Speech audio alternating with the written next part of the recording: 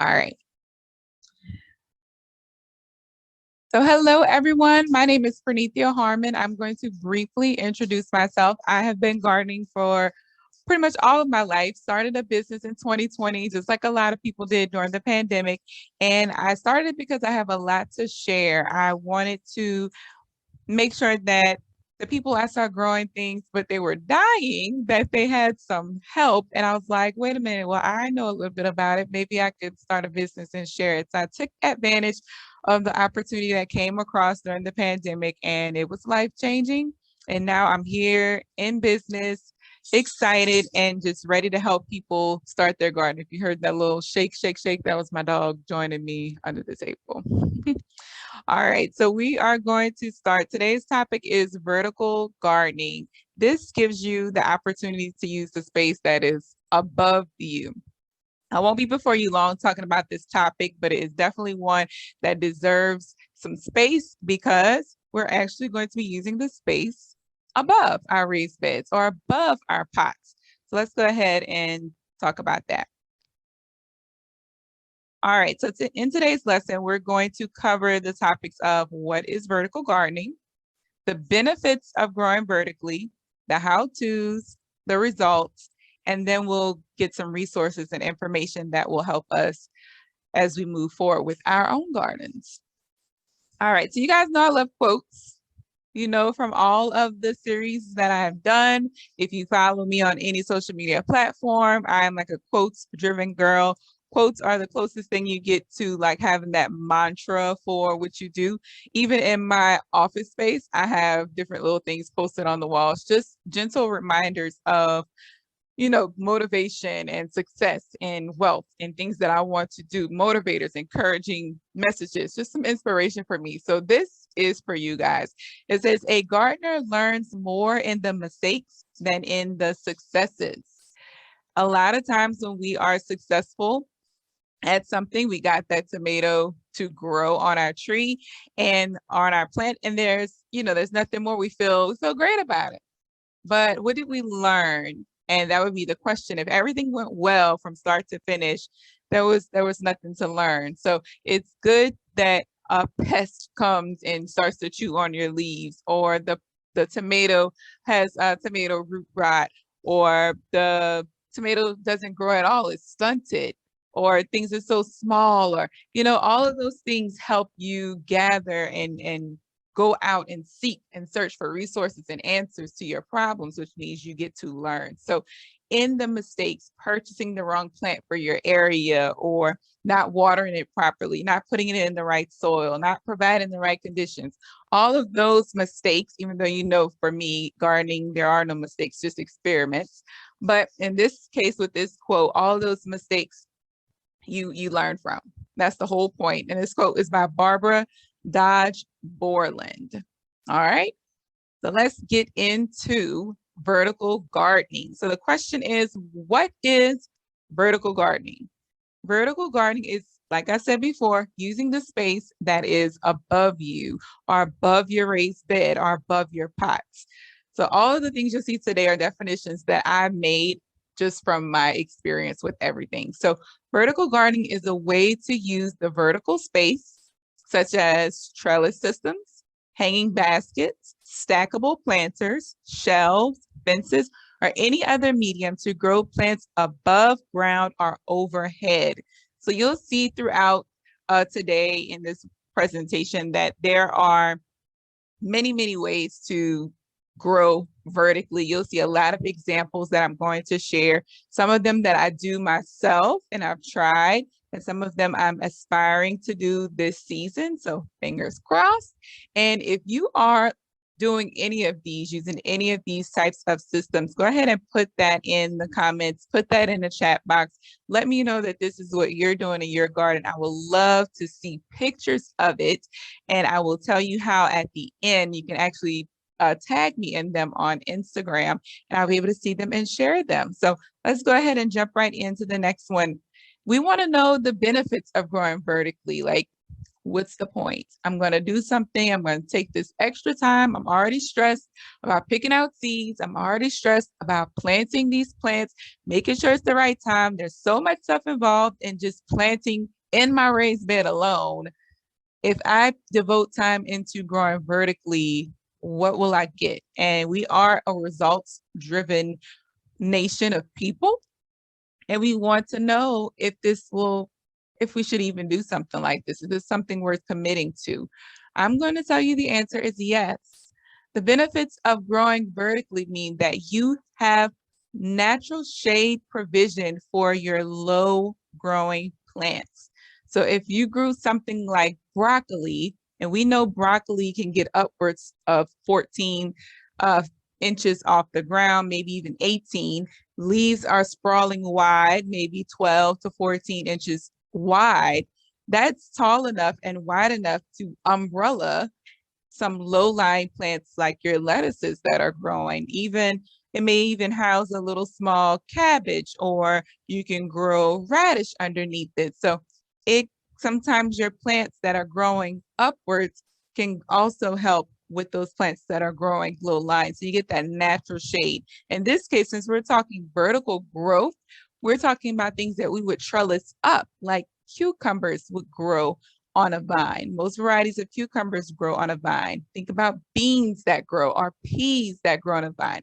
All of those, if they're growing upwards, they're able to provide a natural shade for some of those plants that need shade and less sunlight. Another one would be a healthier harvest.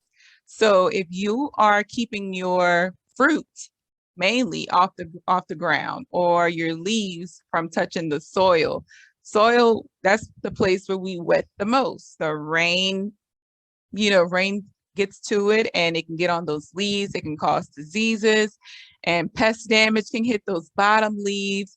And then if the pests are eating the leaves, eventually the pests will come and eat your fruit. And a way to prevent that is by growing vertically. You're keeping as much of your fruit off the ground, as many of your leaves from touching the soil and touching the ground, and that creates a healthier harvest for you, a more bountiful one sometimes as well. Next, you'll see this says you're able to reach root systems for watering. So this is my daughter. At the time, she was like maybe 7 or 8.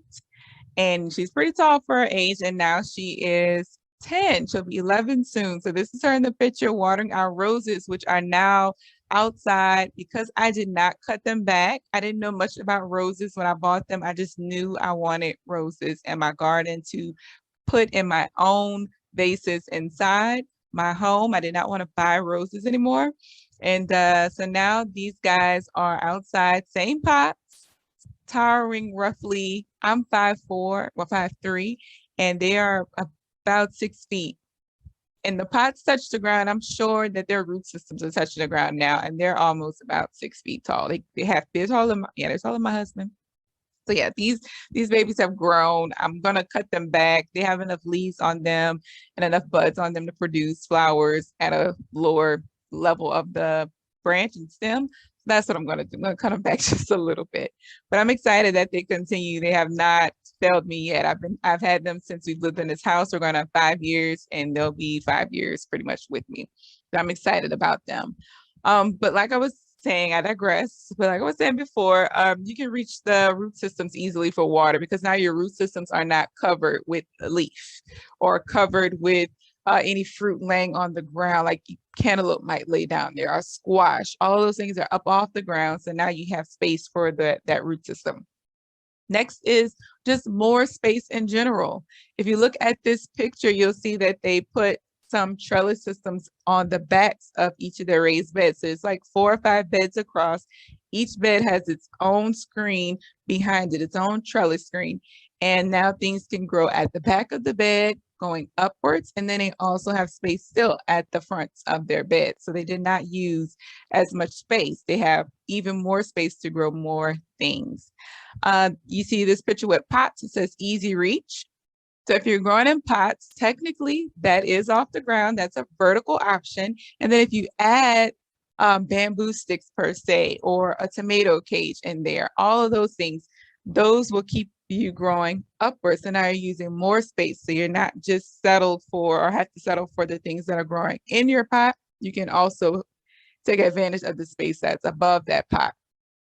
Here you'll see fewer diseases and pest damage, which I mentioned over here with that healthier harvest. They kind of go hand in hand because pests come for a number of reasons, and they're just doing their job honestly. And like I tell my clients, we're treading on their space. Technically, they were here first, and now we're building on top of that and then telling them you have to like it or leave it, and they're not going to leave.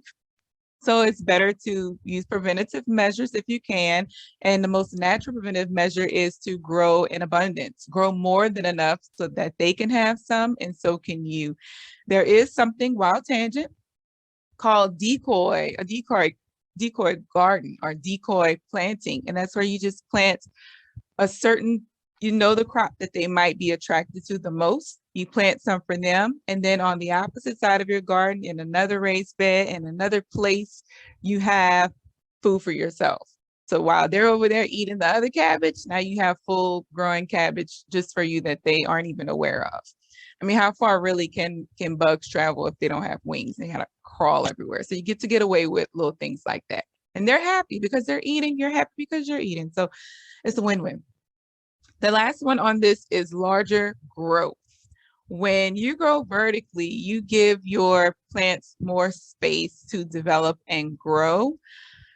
Of course, the root systems and proper watering, proper fertilizing and soil play a big part, but things aren't so close together where they're running out of that natural space, if you get what I'm saying. Think about when you're planting like lettuce, actual heads of lettuce that you want to form. If you plant them too close together, the closer together, the smaller the lettuce head will be. If you give them more space, the better. So you sometimes may get that good space development and give them enough room to grow larger in size because they're not compact with themselves. So that's another option. So those are a few of the benefits of growing vertically. There's tons more, but this is what I wanted to share. This is what I figured was important for you to know today, just the basics of growing something vertically. All right, so now it's time for the how-tos. So these are just options that you can benefit from, that you can use when you are planning to grow vertically in your garden and you want to try to figure out, okay, well, this is the space that I have. How can I make it work for me? That's the question. We all want it to work for us. So the best way to do this is to take advantage of what you have. What I have in front of me are a fence. I have fences outside, of course. I have some fence posts that I purchased. These initially were going to be to make a arched trellis. And then I also have like bamboo sticks. I have twine and things like that. So I used what I had, which this middle picture is my garden and me using those fence posts. And you might see, I don't think it's there, but there's a tomato cage happening off toward the back. I had some fruit growing back there on it.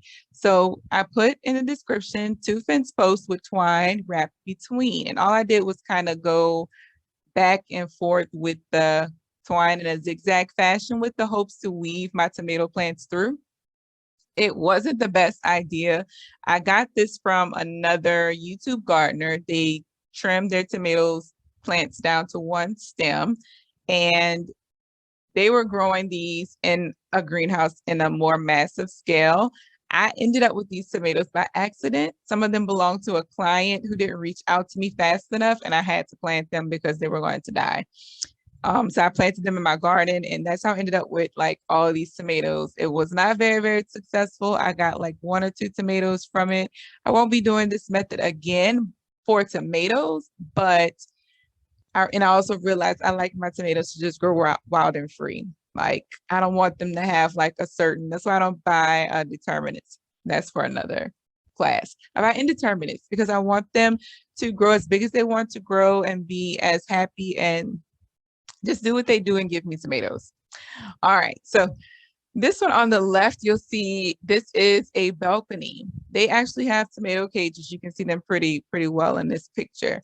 but they use those tomato cages to grow vertically. You don't just have to grow tomatoes. You can grow your cucumbers there. You can grow beans. You can grow squash. All these things can grow in a tomato cage. Now you may have to double up because squashes can get pretty heavy. Cucumbers can even get pretty heavy if you have them growing very well. So just be mindful of that. But vertical space is what I'm talking about. And here on the right-hand side, you can see those baskets hanging. Just like in the other picture, there's baskets hanging across. So they use all this vertical space. They use all their walls. They just went up. They have bamboo trellises that they've made. I can see planting, like having a tomato plant in a pot, planting bean seeds around, sticking bamboo sticks right into those pots and letting those beans just trellis right along the top. And then you have your 2 tomato plants on the outside. If you can imagine that, that's beautiful. I wish I would have known that when I was living in an apartment, how many other things I could have grown with my daughter. But here we go. So this is another one. This is the how-tos. This one is an arbor for flowers or food. Flowers are generally grown on these, but in food gardens, we try to trellis our food. I've seen loofah grown on these, squash, beans, nasturtiums, lots of flowers, roses, climbing roses, all of those things happen on these trellises. They can be really, really beautiful. I have kids, so trying to grow something with like a heavy flower on it won't happen right now. My 10-year-old and my 2-year-old, I don't want them to be stung by the lovely bees by accident or anything of that nature. So putting flowers on my trellis right now probably won't happen. And of course, with the exception of the flowers that will bloom to produce our fruit. But I would at some point like to have an arbor in our garden. You can also grow using your fence. Like I said, there's things already outside in your yard that you can possibly use. There may be things inside your home if you live in a place without a backyard that you can grow on. So just kind of think outside of the box and say, what do I already have that I could make? Wire hangers. You can turn a wire hanger by bending it into position into a trellis system. So think about those things. Think outside of the box, outside of the stores, and start, just like we did during the pandemic, we all used our imagination and came up with so many different things, jobs, and just apps came out, self-help things came out. So we were like super geniuses during the pandemic. Lastly is stackable pots. These actually came from the Dollar Tree, and I like them. They work pretty well, and I'm growing a lot of things in them right now. My plan is to get starts. My starts did much better than my seedlings. My seedlings are growing, but my starts just did very well there and last for a pretty long time. And I think I'm just going to change up the type of soil that I use in these pots. And then I went ahead and bought like 5 or 6 more. So I'm going to have 2 sets of stack pots, and I'm excited about that. More vertical space for me. And you can grow, these are about maybe 5 inches in depth, maybe 6. I would not suggest growing anything like a carrot or any type of root vegetable in there. They would need a lot more space, a lot more room. But your shallow vegetables like little onions and chives, lettuce, things like that, do perfect in there. I had a lot of lettuce come from these in the past year. So this year I just planted like spare parts, I'll say. I had plants from clients and I just needed a place to quickly put them. And this was where they ended up. So I have like aloe vera in there that's barely hanging on with this weather we're having. But yeah, I threw all that in there. So stackable pots can go pretty far. And like I said, they're at the Dollar Tree. Can't beat that. Okay, so next are the results. We all want to have those good results in our garden, and we all want things to work out for us when we're growing. And when we commit to something, we want to know that it's going to work. Like, that's just what it is. But in order for something to work properly, we do have to learn a little more about it. We do have to research, and we do have to be involved and hands-on. So the results of growing vertically, this is what I found for myself just by experience in my own garden. What happens as a result of growing vertically? Your plants are now off the ground, so they're less likely to deal with common pests damage on lower leaves. Excuse that misspelling there. Sometimes autocorrect tries to help. Any beginning stages of soil disease may take a while to reach ripened fruit at the top of the vine. So if something is happening with your soil, because you're growing vertically, things are less likely to happen at the top. It'll take a while. Like with my peas, I grow them in like these little shallow beds. I still get enough peas for me and my kids to just munch on when we're outside. Not very many to cook because they're growing in like these little tiny 2-inch wide, maybe 8-inch long pots, real shallow ones. But they grow enough where we can nibble on. But because they're growing up along my fence, since they don't have enough space root system wise to like be even more magnificent, they begin to die at the bottom. But we're still getting fruit. They're still flowering. They're still doing their thing at the top.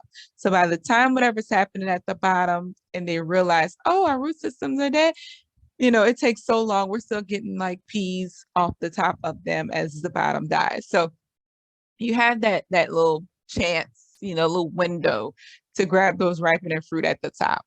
Also, it makes the base of the plant visible for root system watering. So it makes things easier for you to water. Now you don't have as much pest damage. You don't have as many gnats. You don't have, as many fruit flies, things like that happening in your garden. You don't have as many snails because now the root system is visible. When you water, the top layer dries so that you're not attracting as many pests, and it keeps those diseases and things from going into your soil or hitting the leaves or hitting the fruit and ruining everything for you. Lastly, it prevents wetting of leaves during watering. It keeps the fruit clean and dry, and you have more space to grow more things. And that's what we want. We want to grow a lot of things. If you're new to gardening, I don't highly suggest you grow too many things, but over time, just build your garden. My garden started with one little square 4x4 raised bed. I extended it to 4 of them. And then now I have 6, 7. I have 7 beds, and I want to add 2 more beds in the main garden space, and then eventually place things all around my home. So that's the work. So you don't just have to grow in raised beds. I have like all these different little areas where I could grow food, specifically medicinal herb garden. But that's a topic for another day too. So those are the results that you get from growing vertically, and it's worth a try. It's worth a shot. Just see what will happen if you decided to do it. Okay, so we are pretty much done. I'm going to go ahead and share these resources with you all. I have 2 books that I love, and I had the privilege of taking a peek inside of them just to see what they were all about. And I actually fell in love with them, and my plan is to purchase them now since I got a chance to take a peek. So one is Vertical Gardening, Grow Up, Not Out, for More Vegetables and Fruit in Much Less Space by Derek Bell. That's a long title, but it tells you exactly what the book is about. And then the next one is Vertical Vegetable Gardening, the ultimate and complete guide for beginners to discover the benefits to grow flowers, organic vegetables, and fruits indoors and outdoors. So this is a gardening for beginners book, and I highly suggest that one. So these both are, and this one is by Tyler. I suggest both of these books. I'm about to get them myself and put them in my collection. So my collection's growing. I'm excited about that. So those are some resources for you. Last but not least, you can go visit our social media platforms. We're on Facebook at TBYGE, and then on Instagram at The Binge LLC. And then we also have a Facebook group that you can access from the main Facebook page. On all of these social media platforms, it gives you the opportunity to network with other gardeners like yourself. Some are new, some are novice gardeners, and they just have it as a hobby. Some are experts and give great and awesome feedback. Lots of participation on our Facebook page. It's growing. We just doubled in size. We went from, or maybe triple, well, doubled. Yeah, we went from like 100 250 people, and now we're at like 300 and something. That was just like a couple of days ago. So the page is ever growing, and you can request to be added to it. Lots of things going on. We just finished our chat on soil last week, and now we are moving into actually planting our vegetables in the garden, and of course implementing vertical gardening, and all about care and maintenance for the duration of the season. So if you're interested in being a part of an awesome group, those are the ones you want to go to. Lastly, our final class is next week, Saturday, March 19th. We are learning about the care and maintenance of our plants.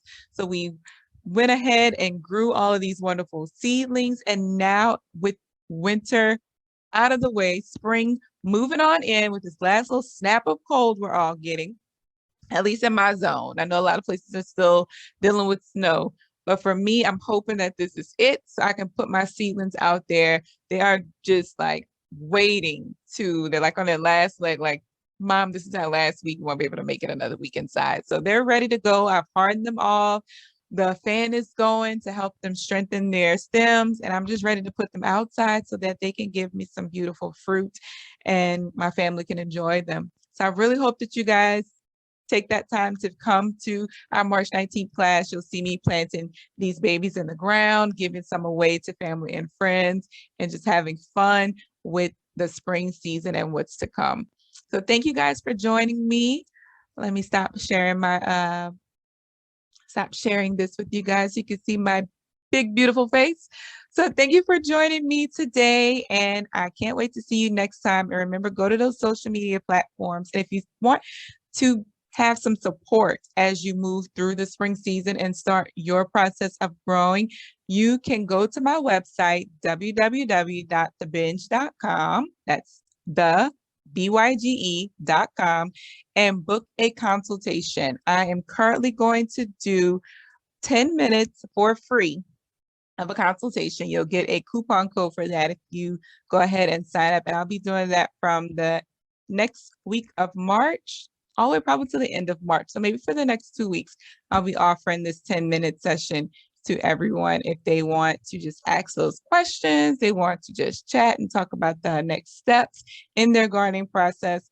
And lo and behold, we have even more classes coming up. So go check that out too under the classes and workshop link on the website. So I look forward to seeing you guys next time. My name is Pranithia. I'm so glad that you came. Bye, guys.